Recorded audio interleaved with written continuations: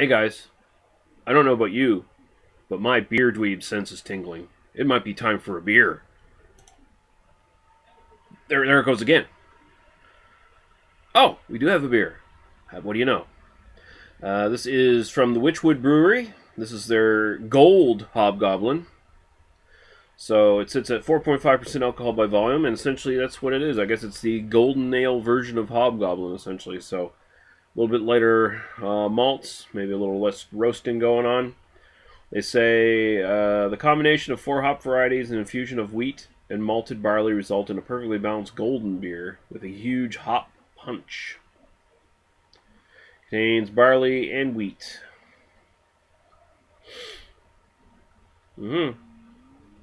Best served chilled, which I have it.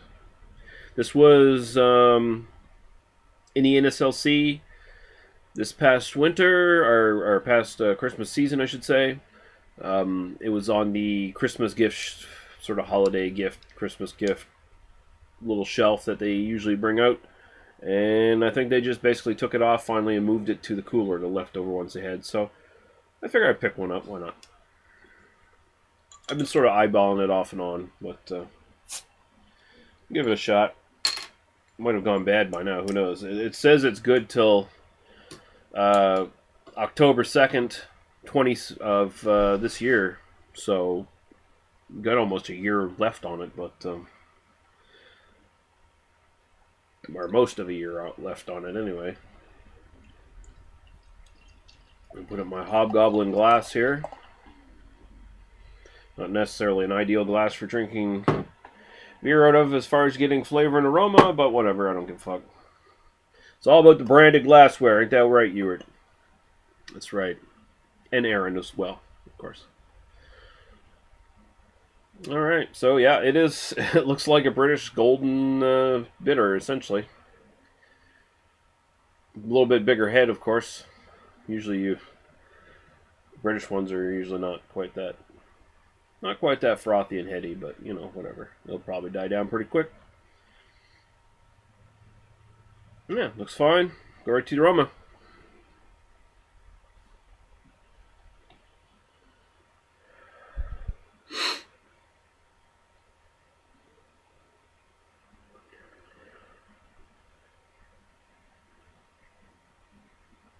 Smell the wheat. I smell just a little bit of mustiness. Not a big amount. I don't know how much percentage they actually use in this, but it can't be too much. Basically just getting a very mild pale malt kind of character. Whatever. Did they say what they use for the malt? Just malted barley. So whatever malt that they're using over there for this, it's sort of a common malt smell you'll get from a lot of British bitters. Certainly doesn't smell like regular Hobgoblin, that's for sure. Regular Hobgoblin, of course, a little darker, has a bit those darker aromas coming out, more like toffee and berry and stuff. This is much more just kind of grassy and just lighter. Can't even really quite say caramel or anything on this one. It just very light grassy. And I'm getting a bit of the British hops in the background there as well. You're definitely getting a lot more hops coming up. I think the hops are probably pretty much the same they use for the regular Hobgoblin, however. So actually this might be... The reason they might have did this is to showcase the hops a little bit more. Try to dye the malts down a little bit. Bring up the hop. And, you know, if that's the case, that's cool. Because I do like the hops that are generally used in Hobgoblin. I do like that finish and aftertaste and everything. So, yeah, let's go right to it. Cheers.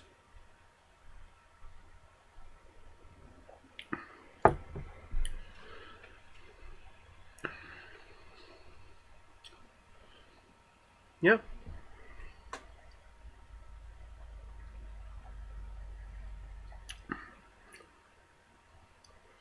It definitely does showcase the hops. I'll give it that. The malt, the wheat in the malt, helping lighten things up a little bit. It does bring out a bit of a more musty, slightly dry, chalky character. Um, but yeah, I'm getting more hops. I'm getting more earthy hops in the background. Um, Sort of moving towards the sort of mineral part of the scale, kind of tinny almost.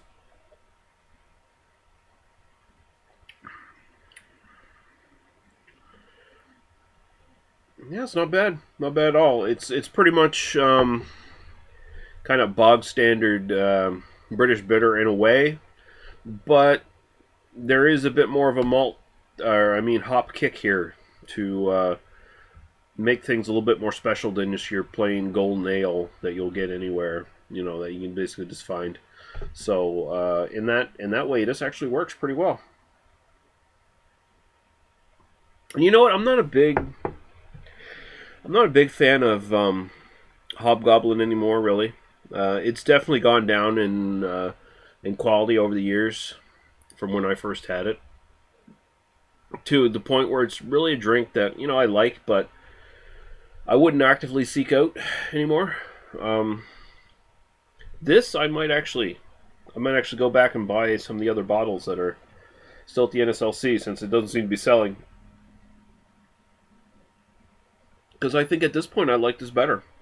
Um, just the extra little showcase of the hops. What malt character that's there is pretty good. And like I said, it's a better than usual kind of just base British bitter, essentially. And that's something I really like. That's something I really enjoy. So, I mean, if that doesn't sound like anything you would like, then you'd best just avoid it altogether because otherwise, this is actually kind of a boring beer, really. I mean, this is definitely not something most North American craft beer nerds would really wet their panties about, right?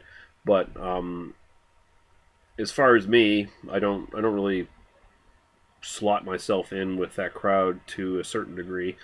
So this is the kind of thing I definitely appreciate a lot more. And if I could get this in 6 packs, I would actually buy it here. So this one actually gets a bit of a thumbs up from me, man. Yeah. I'm gonna go. I'm gonna go 3.5 out of 5. Pretty damn good stuff. And I mean, at this point, I would probably regular Hobgoblin. I don't remember what I rated it back in the day. I probably way overrated it, honestly. But that would probably sit around like a 3 or 2.75 at this point for me. So this is definitely superior. And of course, the King Goblin is still pretty damn good stuff, which I really like. So if I could get that, I'd get that all the time too. Anyway, I've rambled on far too much about a sort of standard British bitter, and I used cheap effects with my stupid laptop cam here. Not going to ever do it again. But anyway, thanks for watching. Fuck you, good night.